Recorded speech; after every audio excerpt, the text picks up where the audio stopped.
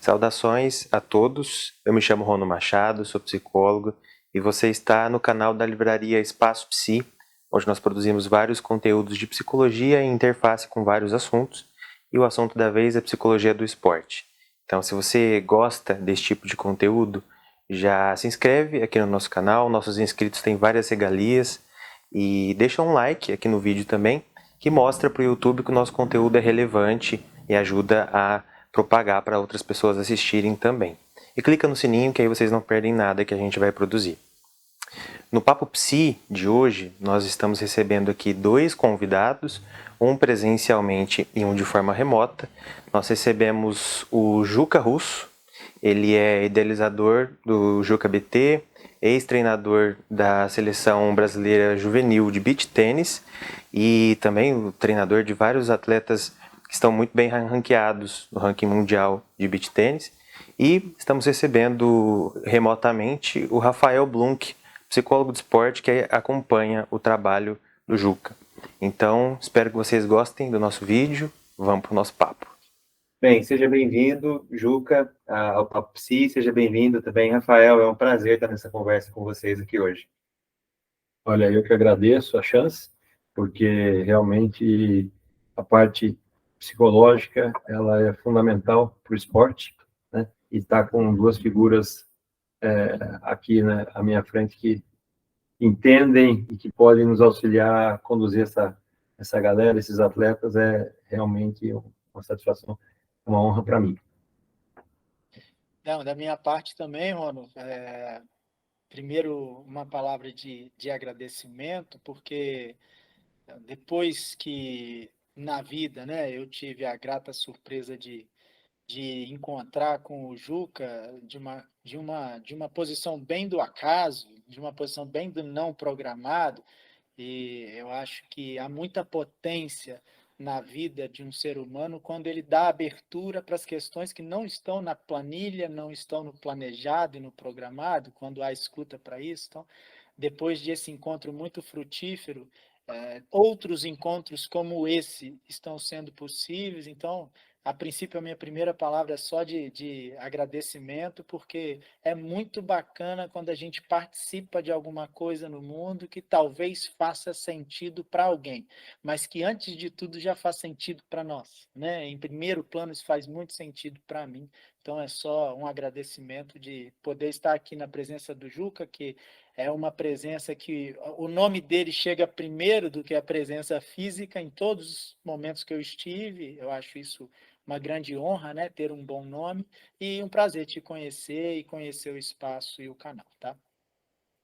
Que bom que vocês estão aqui conosco, estou ansioso para ver para onde vai essa nossa conversa, como o Rafa falou dos nossos bastidores, né, é uma conversa sem roteiro, de algo que vai fluir desse encontro. Então, vamos começar, né, com essa história, e eu sei que a gente vai chegar em algum momento onde a sua história, Juca, conflui com a história do Rafa, mas me conta um pouquinho antes disso, como é a sua história com o esporte. A minha história com o esporte, ela vem desde, desde que eu me conheço por gente, né? Que é um termo que a gente usa aí sempre, uma expressão, né? Eu pratico esportes conscientemente, desde os 8, 9 anos. Né? Então, aí vai. E na minha evolução como jovem, na minha formação, eu tive a oportunidade de estudar tanto na escola pública, que nos intervalos a gente colocava as tampinhas para chutar como campo de futebol, e como numa escola particular, que são as escolas, né, Colégio Marista, que preza muito pela formação através da atividade física como um todo, e proporciona algumas especializações aí, algumas modalidades específicas para que a gente possa ter acesso. Então, entender a importância do movimento na formação foi meio que inerente à minha caminhada. Eu fui vivenciando isso e fui tomar consciência, talvez, na vida adulta, o quanto isso me beneficiou. No caráter profissional, eu encontro a opção educação física, né, entrar para a faculdade de educação física, após duas outras tomadas de rumo, que fizeram com que eu fosse convergindo, né? Eu sempre me dei bem com a parte biológica, né? Que a gente, na época de cursinho e ensino médio, né? A gente tem que escolher a área de atuação que a gente quer, muito novo e tal, e eu me dava muito bem, me sentia muita vontade com a área biológica, com a área humana, e não tinha dificuldade com as exatas, né? Pelo menos para aquilo que era exigido naquela época. E acabei indo para a área de biológica, no primeiro momento, numa faculdade de medicina, e por onde eu fiquei 2 anos. Depois resolvi migrar e fui para uma de humanas, que é economia, e na economia eu comecei a trabalhar com esporte, dando aulas de tênis. E de lá, depois de 3 anos nessa faculdade e já trabalhando com esporte, eu resolvi migrar, né? Não concluí o curso de economia também, resolvi migrar para educação física.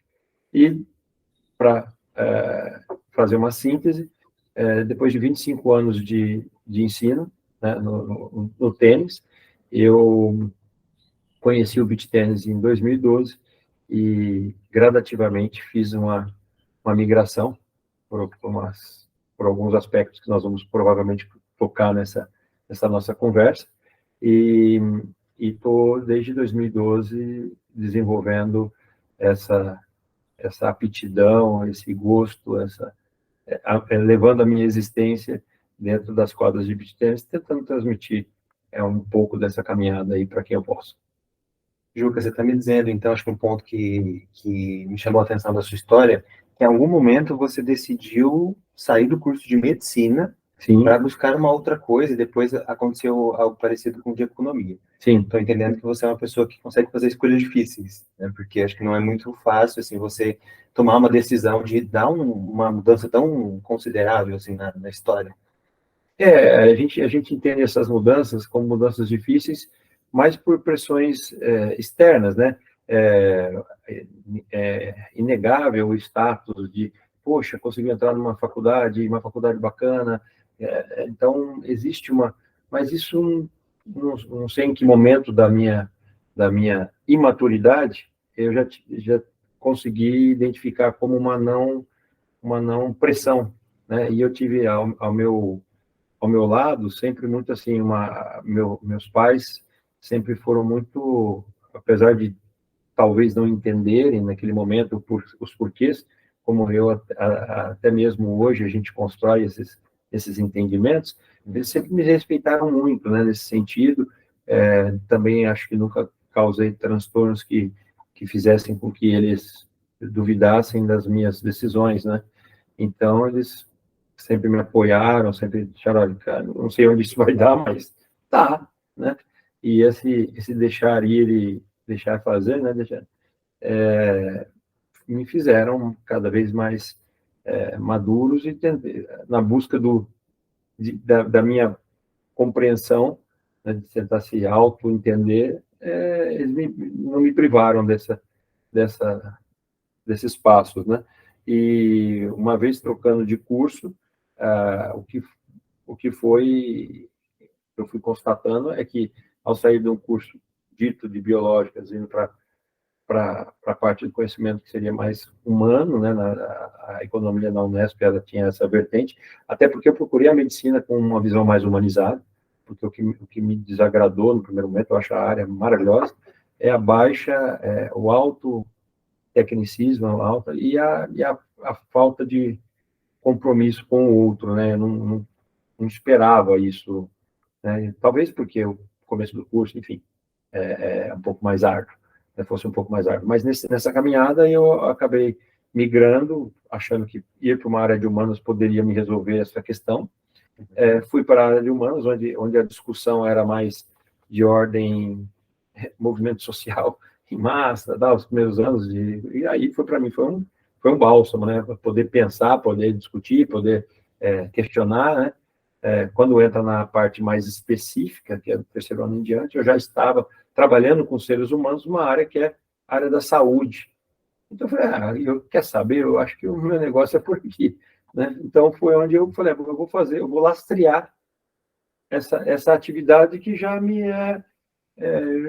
sinto encontrado, né? Então, pelo menos para o momento, estava me... E dentro disso, a vida assim engatilhou, né? A locomotiva vai adquirindo seus vagões, né? Então a locomotiva que era tocada a um braço só, eu me casei, depois os 3 vagõezinhos vieram, e assim por diante. Né? E aí estamos aí. Muito bom. E nessas migrações, o que é que te direciona para o tênis e depois para o beach tênis? Assim, qual que foi o seu interesse de chegar até esse esporte? Olha, como eu disse, eu pratiquei vários esportes na minha juventude, né? E o único que eu treinei um pouco mais em linha de performar, né, foi o tênis. E por ser o que eu mais gostava. Mas eu já entrei no processo competitivo sabendo das limitações que eu teria de ordem financeira. Não é nenhuma, poxa, o cara não tem condição de... Não, assim, tinha limitações, onde eu só poderia competitivamente estar no circuito regional, mas eu treinava ao lado de pessoas que fizeram voos maiores, de ordem, vamos colocar de ordem nacional e de ordem internacional até, né? Atletas expoentes aí que chegaram a figurar nos rankings da ATP, no caso. E numa conversa, uma lanchonete com um amigo meu da economia, que era um regente de orquestra em São Carlos, ele fazia economia e desenvolvia uma outra atividade com muita qualidade, né?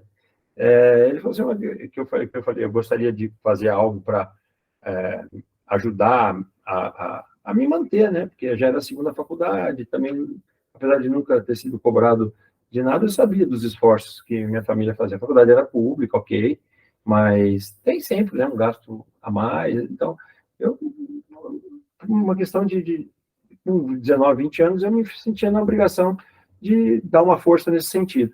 E eu falei assim, olha, eu vou procurar algo para fazer, né, um ganha-pão ali para poder sustentar isso. Ele falou assim, mas o que você vai fazer? Eu falei, eu coloquei meu currículo em cursinhos de pré-vestibular aí, como, de repente, ser um monitor das áreas, né, biológicas, tal, alguma coisa tipo, para auxiliar a moçada a passar por ele. Ele falou assim, mas o que você gosta de fazer? Eu falei, cara, eu gosto de fazer isso que nós estamos fazendo, né? Conversar, passar, trocar ideia, ensinar e aprender, eu gosto disso. Ele falou, você gosta de dar aula? Eu falei, eu gosto de estar. Aí ele falou assim, mas mais ainda, que mais você gosta? Eu falei, eu gosto de esporte. Ele falou, mas qual esporte você mais gosta? Eu falei, acho que o tênis, provavelmente é o que mais... E eu não tinha nenhuma frustração com o tênis, entendeu? Porque eu entrei... Aliás, eu não tinha frustração com nenhum deles, mas o tênis, que foi o que eu busquei, um pouco mais competitivo, eu já sabia para onde ir. Então, me tornei um generalista, vamos falar assim, né? Aquele que não sou um exímio executante em nada, mas, ao mesmo tempo, talvez eu não seja o último a ser escolhido e eu posso me integrar através daquilo que é tão prazeroso. Sim. E aí eu fui para voltar a treinar tênis, né? No SESI, ele deu essa sugestão, por que você não dá aula de tênis? Cara, porque eu não vejo apto a fazer isso. Né? Ele falou, então prepare-se. Né? Ele falou assim, escreve.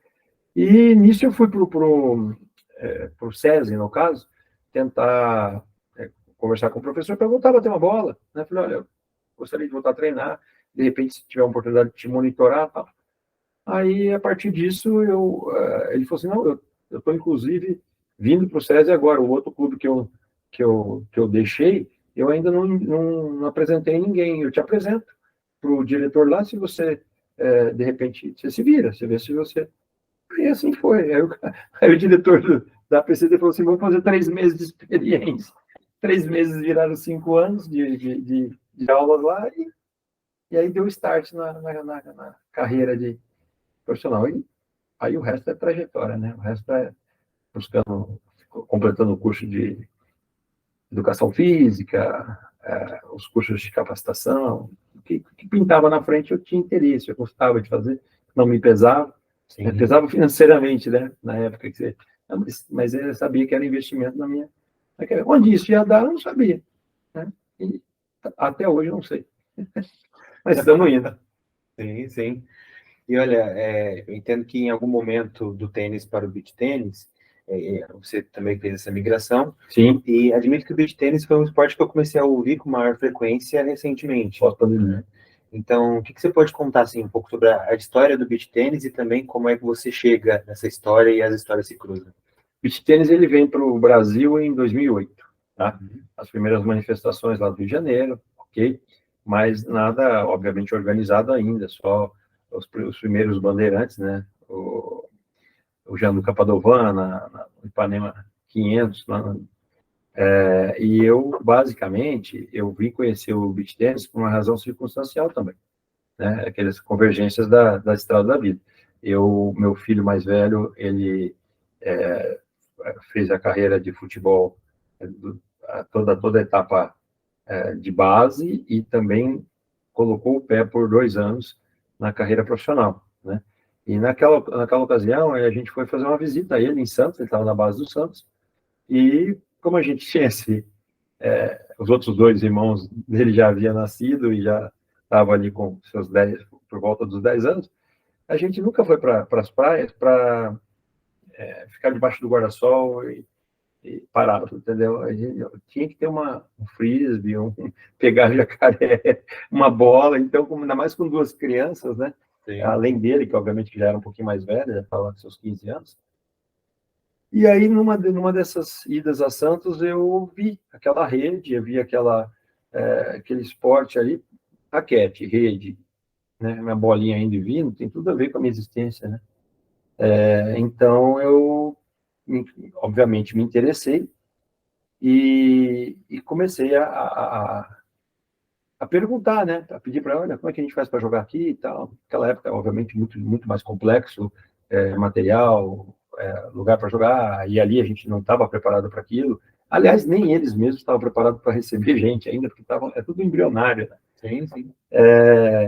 E aí, esse encontro com o beach tênis, ele me pega numa fase na minha profissão de tênis, que apesar de tudo, bastante estabilizado, não estou falando aqui de parte financeira, estou dizendo aqui de satisfação com a profissão, né? Então, ali na época eu estava em Araraquara, então eu tinha minha carteira de clientes, tinha uma procura alta, mas havia um incômodo dentro de mim, que era o fato de, como eu já estava, ali já são praticamente 20, 25 anos que eu trabalhava com ensino no tênis, havia um incômodo, uma inquietação, né, gerada pelas gerações que eu estava treinando. No começo, quando eu tinha lá meus 20, 22 anos, que eu treinava crianças também, de 8 a 16, praticamente da minha idade, né, a motivação,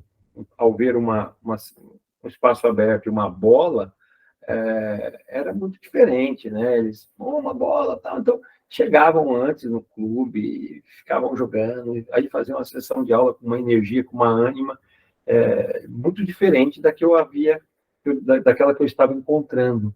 As crianças um pouco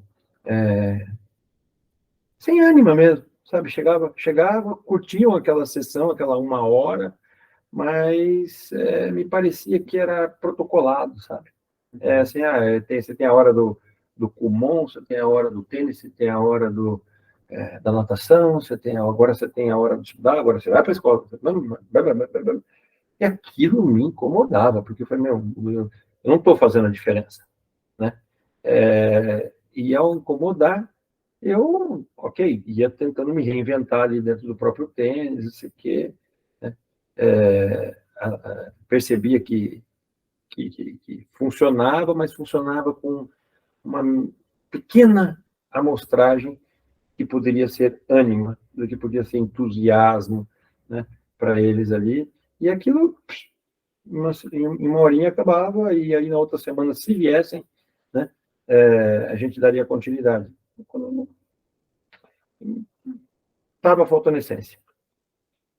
Ao encontrar, e aí também o próprio tênis como um todo, você via que você via grupos de pessoas jogando, né? Então, os homens vieram jogar agora, as mulheres, um número muito, infinitamente menor, de vez em quando apareciam. a integração estava se perdendo, uma coisa. E o tênis é um esporte maravilhoso. E aquilo estava me inquietando, né? E eu levando a vida, né? A vida rodando e a gente rodando lá.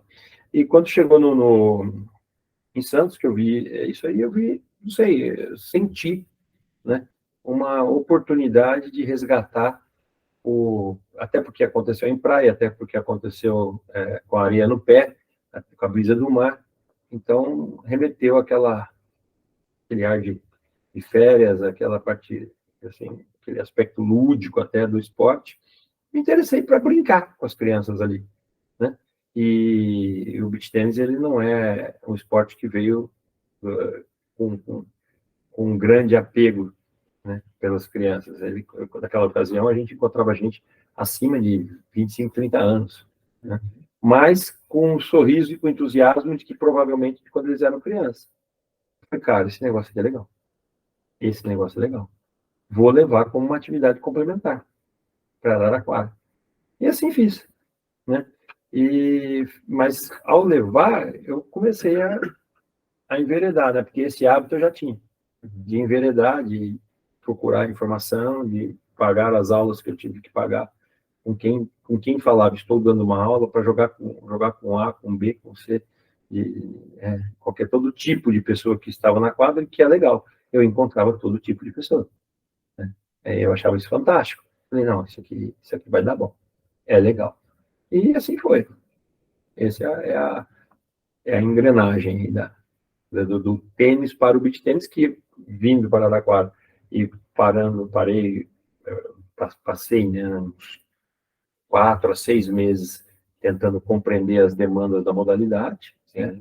E agora aí mais em caráter profissional, pensando a modalidade, tentando entender o que era aquilo, pegando mais informação, e aí, obviamente, permeou com uma bagagem existencial aí no esporte, de 25 de profissão e 35 de existência no esporte. E aí fui permeando, e os beach tennis foi apresentando os desafios, todas as coisas que a gente poderia atuar, e eu fui me sentindo cada vez mais responsável por não negligenciar, porque, poxa, se é um capítulo a ser escrito na história do esporte, e a gente viu e vê tantas coisas boas do esporte, tantas outras que a gente poderia fazer diferente, mas que às vezes por questões de momento, de conexões, a gente não consegue realizar como imaginávamos, né? E também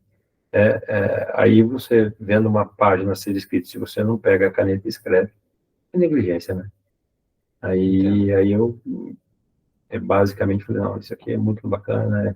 Quem eu puder passar. E por isso que você vai acabar encontrando beach tennis pós-pandemia, porque muita gente, no período que antecede a pandemia, muita gente foi pegando o gosto, né? E praticamente incorporando o beach tennis na existência deles, né? No dia a dia e tal.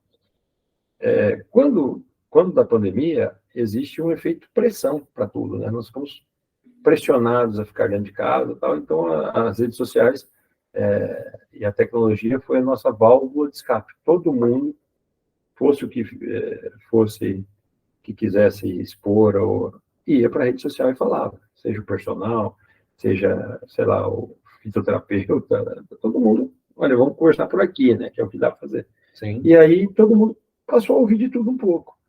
Na hora que voltou, obtendo sendo uma atividade segura, que mantém um distanciamento, então ele liberou isso aí, e aí foi um boom, né? Uhum. Agora, 3 anos depois, é o que eu falo, a primeira onda, né, uma onda muito grande, pista muito alta, né, já arrebentou, já chegou na praia, e agora está formando uma outra, a pista um pouco menos alta, mas mais consistente e já mais consolidada. Uhum. É um pouco da história do Juca com o beach aí. E você que conhece o esporte no momento tão embrionário, e se propõe a escrever junto com essa história, o que é que você foi percebendo da recepção do pessoal?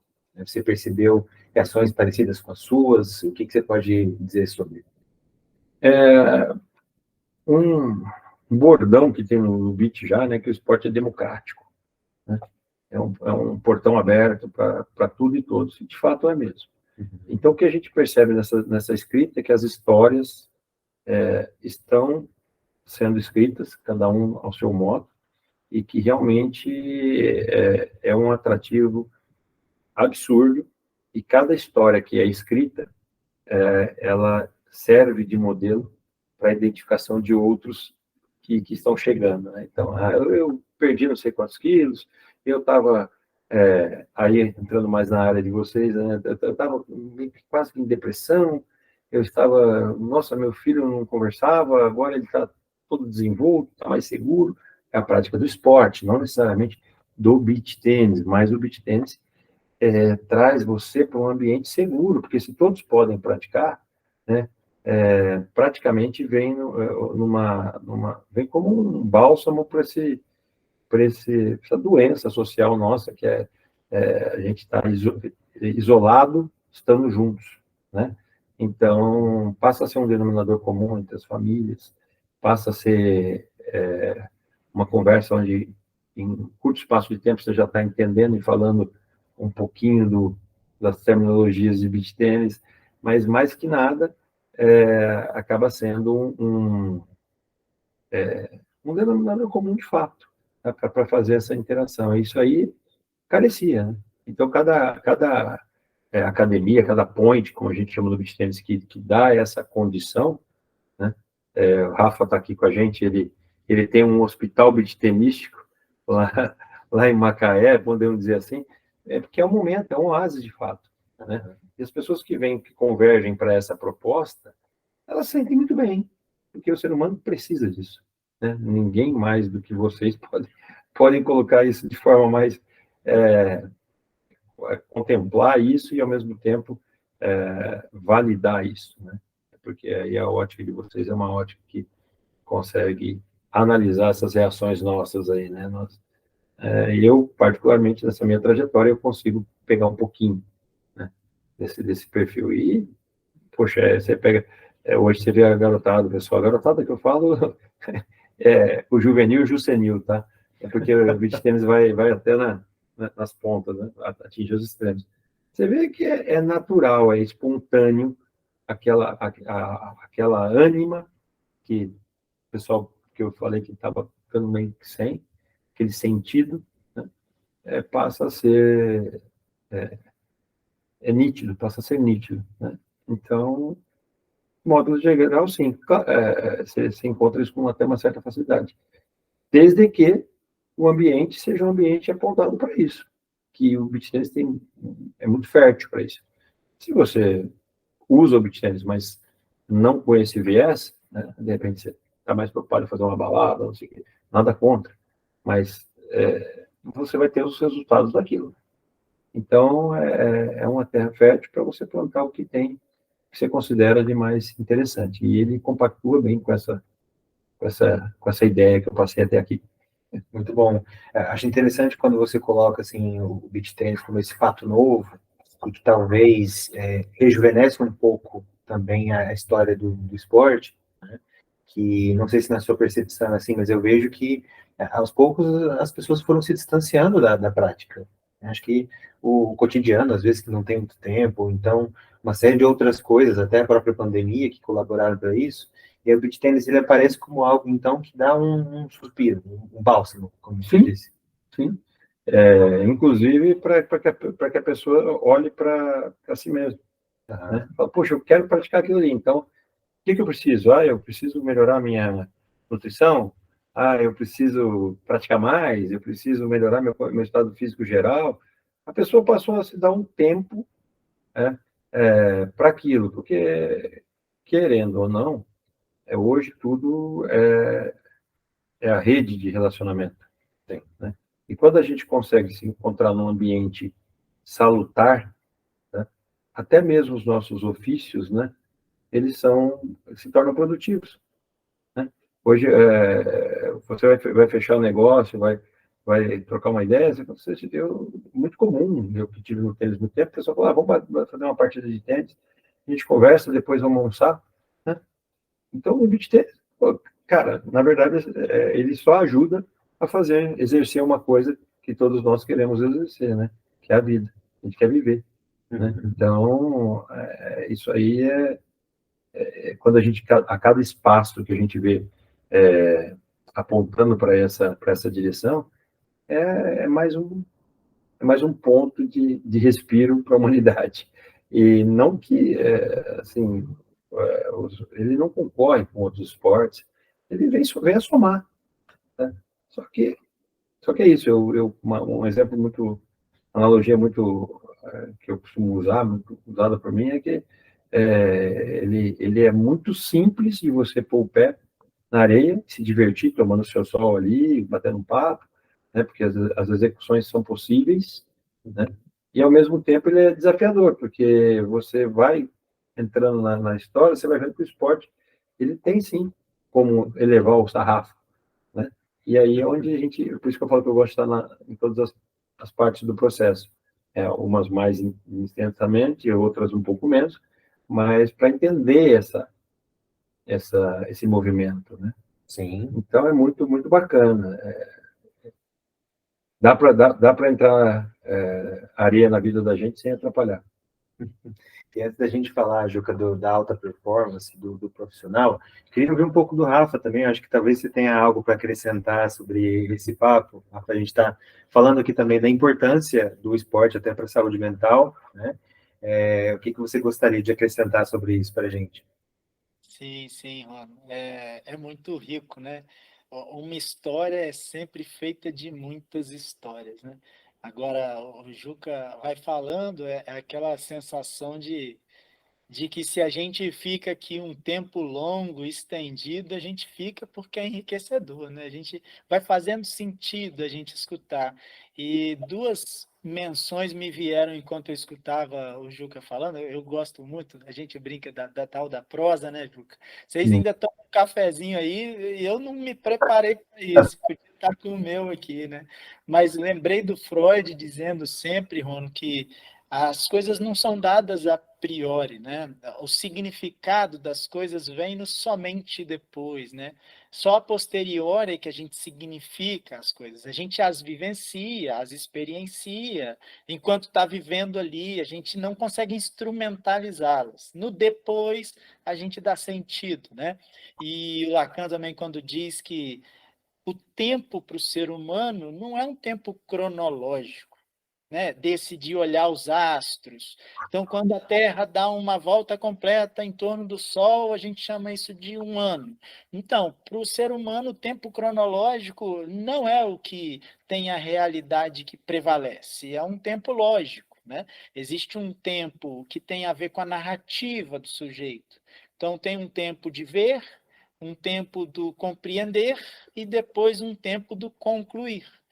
Então, é um pecado, do ponto de vista psicanalítico, a gente concluir no tempo de ver, né?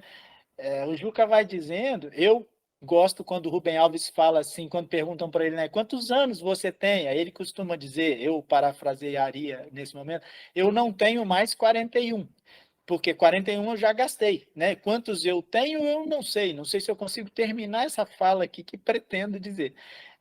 Eu não tenho mais 41 anos e criei meus vínculos, meus laços em cidades de Minas e do Espírito Santo, na minha infância ali, até chegar aos 18 anos de idade, Juca, e desejar fazer uma faculdade de medicina.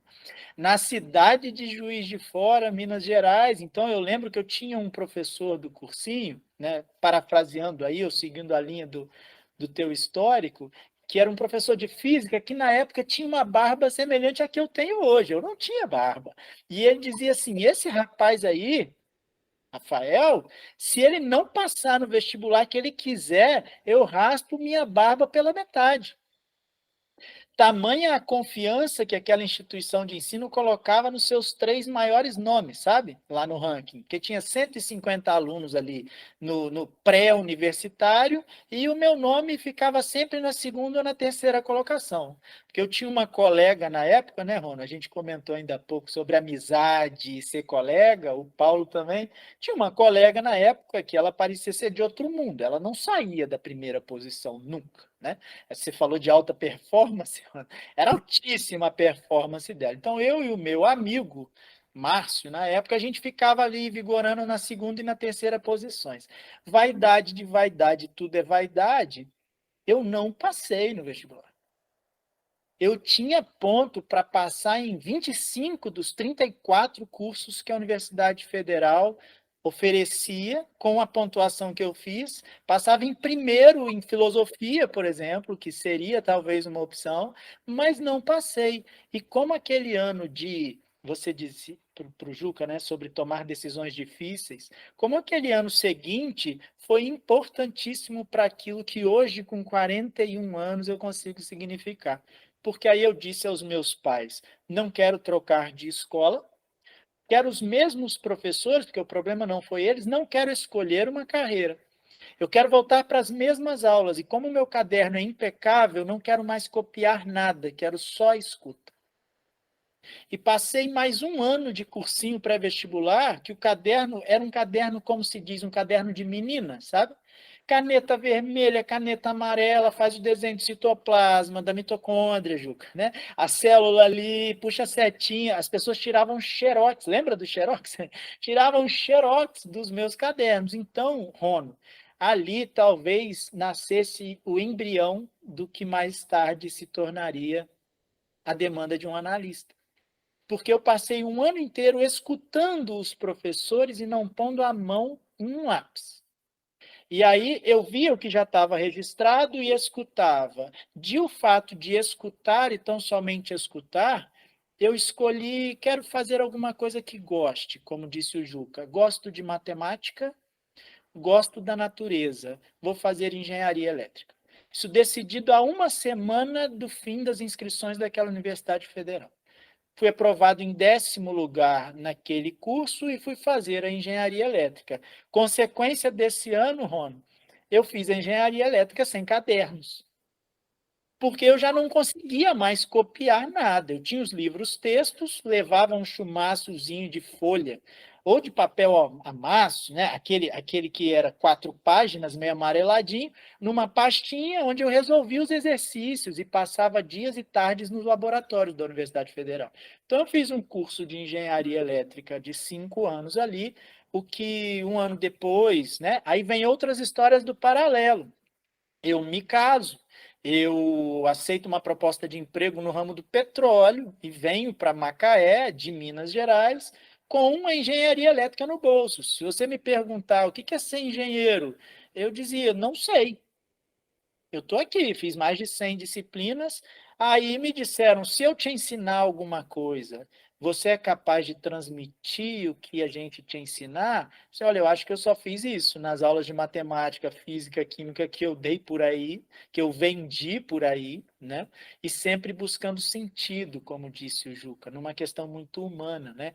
Me lembro daquele aluno que eu tive, que eu fui procurado pelo bombeiro hidráulico da escola, que me disse assim, olha, eu tenho um filho, ele tem alguma demência, essa foi a expressão que o pai usou, ele é débil mental, ele muito duro, né, na fala, provavelmente indicado por profissionais que têm essa coisa da laudolatria, de dar uma insígnia para um sujeito e dar um papel na mão dele e diz, olha, isso aqui é o seu problema.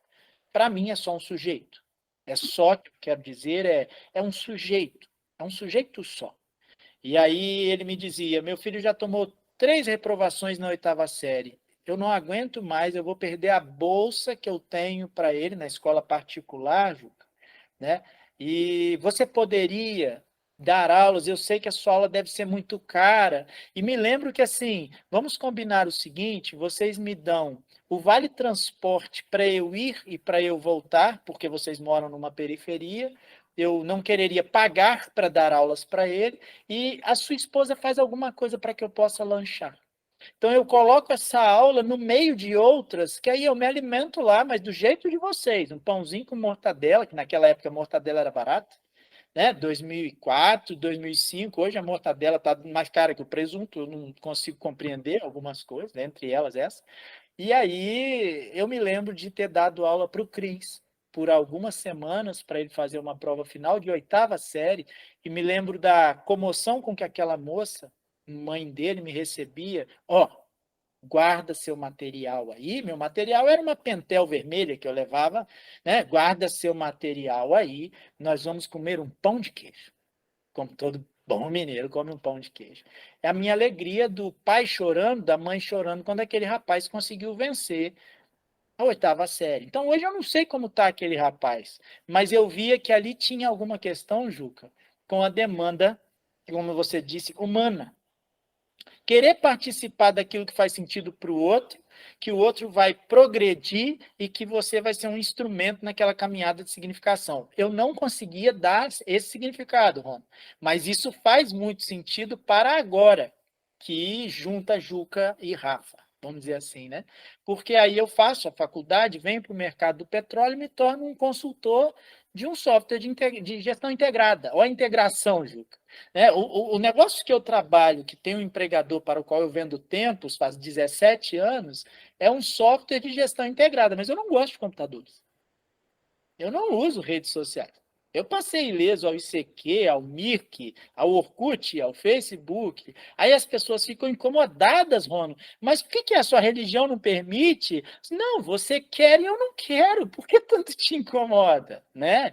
Vem várias e várias perguntas. Então, eu tenho um amigo da engenharia, Vitor, e depois que eu já estava em Macaé, ele me apresenta o tênis. Ele me apresenta o tênis, né? Eu tive um filho, ele teve um filho, eu tive uma filha, ele teve uma filha, e ele é meu amigo de Juiz de Fora, então ele vem para Macaé e me apresenta o tênis. Juca, eu já joguei mais de 100 partidas com o Vitor, de tênis, em, sei lá, 10 anos de tênis. Eu nunca venci o Vitor. E eu sempre tornava a jogar. E eu jamais tive uma discussão com o Vitor. E eu jamais briguei com o Vitor. E aí isso me intrigava, por que eu torno a jogar? E o Vitor, só crescendo. Um top spin, que quando a bolinha pegava na quadra, ela acelerava 3 vezes. Eu virei um pegador de bola do Vitor. E um tenista mediano, de categoria C, o meu saque nunca agrediu ninguém. E o tênis, Juca, é como um balé. É muita biomecânica, é muito movimento artístico, de controla o cotovelo, aponta o queixo. Você fica 3 meses sem sacar, parece que você voltou para o berço. Você já não consegue mais sacar, de sorte que você vença, que ganha um torneio. Eu fui me incomodando com aquilo. Por mais que eu procurasse, como você falou, a aula, o instrutor, eram ambientes assim, que em alguma medida eram elitistas. Não tinha problema de eu trocar a corda a cada 6 meses para economizar a grana.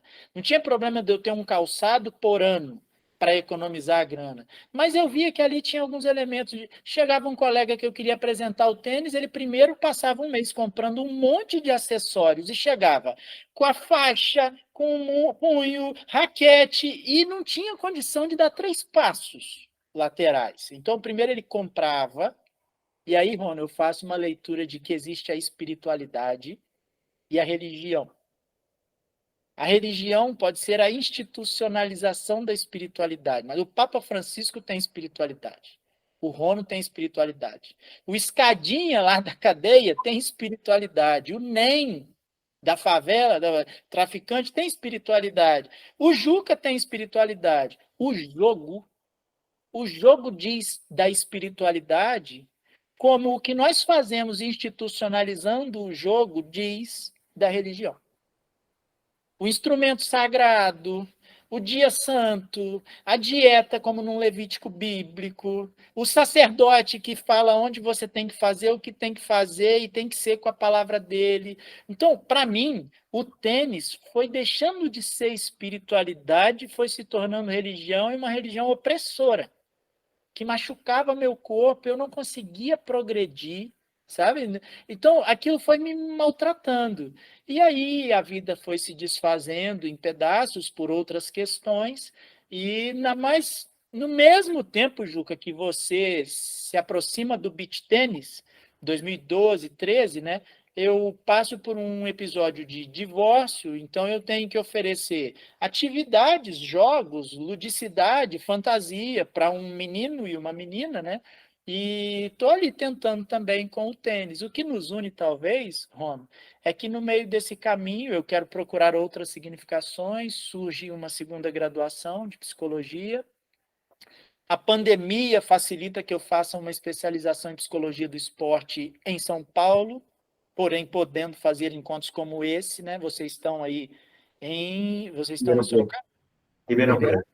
Estão em Ribeirão, eu estou em Macaé, Rio de Janeiro, e aí eu faço uma especialização em psicologia do esporte, e a linguagem que me encanta e que me move na psicologia é a psicanálise.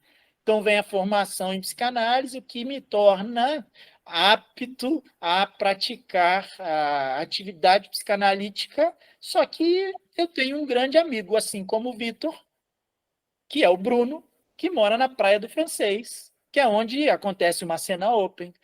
E aí, um dia, eu vou visitá-lo para passar um fim de ano, e ele diz assim: vem, eu quero te apresentar um novo esporte. Você joga tênis, você vai gostar.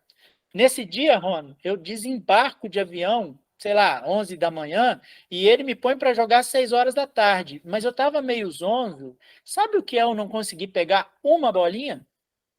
Eu não consegui acertar das bolinhas que vieram de lá para cá, eu não consegui nem encostar a raquete nas bolinhas.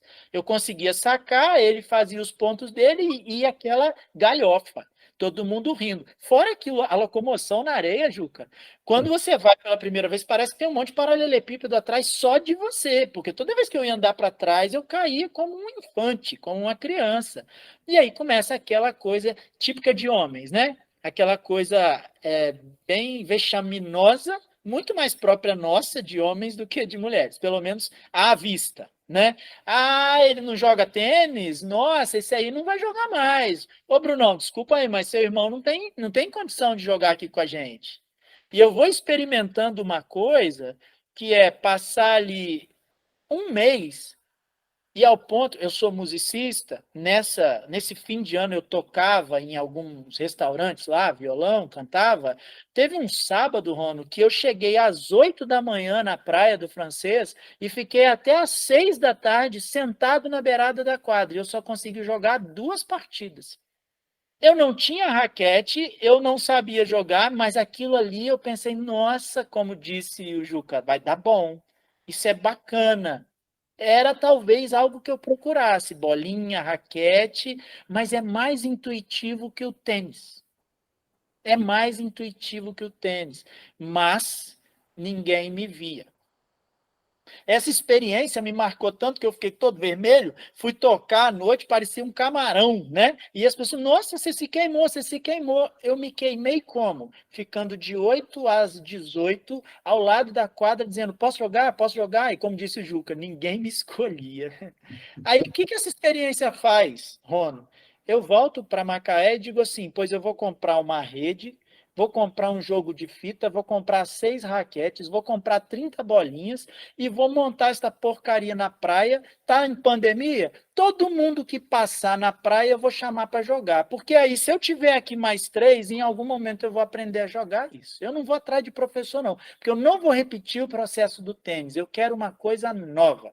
E aí, primeiro dia foi pelas construções da vida. Hoje o Vitor é o atual marido da minha ex-mulher. Então, o Vitor, meu amigo, é padrasto dos meus 2 filhos e ele tem 2 filhos. Então, o primeiro dia do beach tênis para mim, na minha terra, foi eu, Vitor, a atual esposa dele e os 4 filhos. Nós 7. E choveu. Essa foi a minha primeira experiência. Como é que foi a sua primeira vez, Rafa? Foi assim. E dali eu comecei a todo sábado, 6h40, montar a minha igreja, montar a minha tenda. E ali, quem passava, o que é isso aí? Vem cá, vamos jogar. Só tirar o tênis. Ah, mas tem que marcar um grupo no WhatsApp, tem que entrar na fila. Não, vem cá. E aí, o Bruno vira e fala assim: vai ter uma cena open aqui. Vamos jogar? Eu comprei as passagens de avião e fui para lá. Chego lá, o Bruno é aquele cara, Ron, que vai morrer dormindo, sabe como? Que esse cara tranquilo, zen, né? O Bruno é o dono da pousada onde eu chego para ser recebido, ele fala assim, tem que te contar um negócio. Julho do ano passado. Tem que te contar um negócio. Eu esqueci de inscrever a gente para o torneio. Você veio para jogar uma cena, mas nós não vamos jogar. Aí eu falei, eu estou aqui mesmo, vamos ficar. A mesma pousada em que o Juca Russo está hospedado. Então, dessas casuidades da vida, que são estocásticas, que não é o acaso vai me proteger enquanto eu andar distraído. Eu fui visitar um amigo, eu não estava procurando um sentido. E aí, nessa, eu sento à mesa sem querer com uma pessoa e aí eu faço uma questão para essa pessoa, como o Rono fez. Como é que o esporte chegou para você? Aí eu lembro, né, que ele tirou os óculos assim, botou em cima da mesa, Renata estava junto, Renata falou assim, ih, eu vou ali. E que quando, né, começa essa conversa, e ele contou uma história muito semelhante a que te contou. E aí, em algum momento, eu fiz uma intervenção, saí, um desses curiosos chegou para mim e falou assim, você sabe com quem você estava falando? Aí eu falei, com uma pessoa. Como dizia o Jung, né, domine todas as técnicas. Na hora que você se sentar de frente para uma alma humana, é uma alma humana sentada na frente de outra alma humana. Você estava conversando com uma pessoa. Não, estou falando sério. Você estava falando com o técnico da seleção brasileira juvenil. Eu falei, legal, eu vou ali. E fui, porque a gente teve uma conversa como pessoas. Ele não estava de farda. Hoje eu visto aqui a camisa do Juca BT, mas ele não estava de farda, nem eu. A gente estava em Maceió, já foi na Praia do Francês, Rona. É sensacional, aquilo é espiritualidade, aquilo não é religião. E aí, quando a gente passou ali mais 1, 2, 3 dias, conversamos. Eu já escrevi alguns livros e tudo mais. Então, o Juca, olha, prepare-se, eu provavelmente vou te procurar. Eu gostei da sua maneira de ler as questões, bacana a sua experiência. Talvez eu já estivesse em busca de alguém com uma visão semelhante à sua, de uma produção de um sincretismo. Então, hoje, quando as pessoas vão jogar torneios na região aqui, Rono, você é de qual academia? Tem sempre o que chega e fala assim: ah, eu sou lá do beach tênis do Rafa. O que é o beach tênis do Rafa? Um tabernáculo. Uma tenda que se abre 6h40, 7 horas da manhã. Quem é que joga? Todos jogam. E, Juca, é o mesmo depoimento. Aquela que chegou e falou assim, eu gosto porque depois que eu vim para cá eu emagreci 7 quilos. Aí tem aquele que chega e fala assim, eu acho bacana porque a minha vida tá uma porcaria. Eu só tenho uma coisa que eu gosto de fazer. Eu espero ansiosamente pelo sábado de manhã para vir aqui, porque eu estou em depressão. Então, esse sentido me moveu, e faz 2 anos e meio que a gente monta o que é chamado de beach tênis do Rafa, e o mais legal é você ir apresentando isso para os outros, e os outros vão fazendo aulas em outros lugares, vão institucionalizando, comprar óculos, produto para passar na mão, mas a raquete que eles começaram é aquela lá, aquela das 6, que foi um ratatá e tudo mais. Aí o Juca vem falando da integração, da clínica como um hospital, né? A palavra cliné, Juca, clínica. Tem muita gente que acha que clínica é consultório. Consultório é um espaço. A clínica é o fazer. Cliné é, no grego, aquele que se debruça sobre aquele que padece. O que senta do lado do leito e vai escutar o padecimento, o sofrimento. A clínica é a ação política no mundo.